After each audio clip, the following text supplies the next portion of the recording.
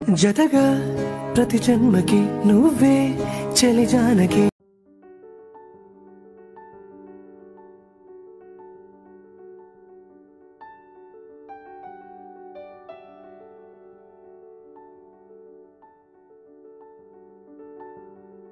వచ్చేసి boat neck మీకు పైన పిక్ యాడ్ చేస్తాను. అలా రావాలి అంటే మనం ఫుల్ షోల్డర్ పెట్టుకోవాలి. ఇక్కడ వచ్చేసి నేను జస్ట్ 1.5 వచ్చేటట్టు చూసుకుంటున్నాను. స్టిచ్ చేసిన తర్వాత అంటే 2.2 పెట్టాను అనమాట షోల్డరు.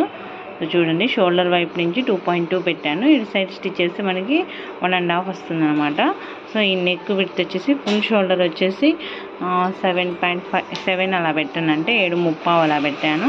నెక్ విడ్త్ వచ్చేసి 5.5 పెట్టాను అనమాట. అంటే డబల్ మీద మనకి 11 ఇంచెస్ అవుతుంది. స్టిచ్ చేసిన తర్వాత చూడండి 12 ఇంచెస్ వచ్చిందనమాట. సో ఫ్రంట్ వచ్చేసి 1/2 ఇంచ్ షోల్డర్ తగ్గించాను, అంటే అప్పుడు మనకి ఫ్రంట్ నెక్ విడ్త్ కూడా తగ్గుతుంది. షోల్డర్ వైపు నుంచి తగ్గించాను అనమాట. నెక్ విడ్త్ సేమ్ పెట్టింటామా. సో ఇది వచ్చేసి 5.1 పెట్టాను అనమాట, అంటే 10.2. సో స్టిచ్ చేసిన తర్వాత మనకి చూడండి 1 ఇంచ్ ఎక్స్ట్రా అవుతుంది అనమాట ఖర్చు కుదురుకొని. సో ఇలాగ ఇది మనకి ఏం జారదండి. సో చూడండి 11.2 దగ్గర అలా వచ్చిందనమాట.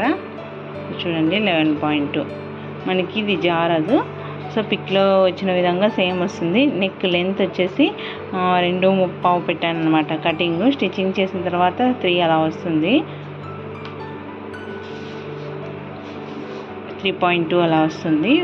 ఫ్రంట్ నెక్ వచ్చేసి 4.5 పెట్టాను. స్టిచ్చింగ్ చేసిన తర్వాత 5 వస్తుంది, అంటే మనకి పైన షోల్డర్ కూడా 1/2 ఇంచ్ పడతాం కదా, సేమ్ 4.5 వస్తుంది అనమాట నా మెథడ్లో. ఓకేనా. ఫ్రంట్ నెక్ 4.5, బ్యాక్ నెక్ వచ్చేసి 2.8 పెట్టాను. సో ఇది మనకి ఏం జారదండి. చాలా బ్రాడ్గా వేయాలి అనుకునే వాళ్ళకి ఇలా పెట్టాలి. షోల్డర్ వచ్చేసి ఫుల్ షోల్డరు చాలా నీట్గా ఉంటుందన్నమాట. పైపింగ్ కూడా ఇలాగ సన్నగా చిన్న థ్రెడ్తో నార్మల్ పాదంతోనే వేసాను అనమాట. ఓకేనా. ఇలా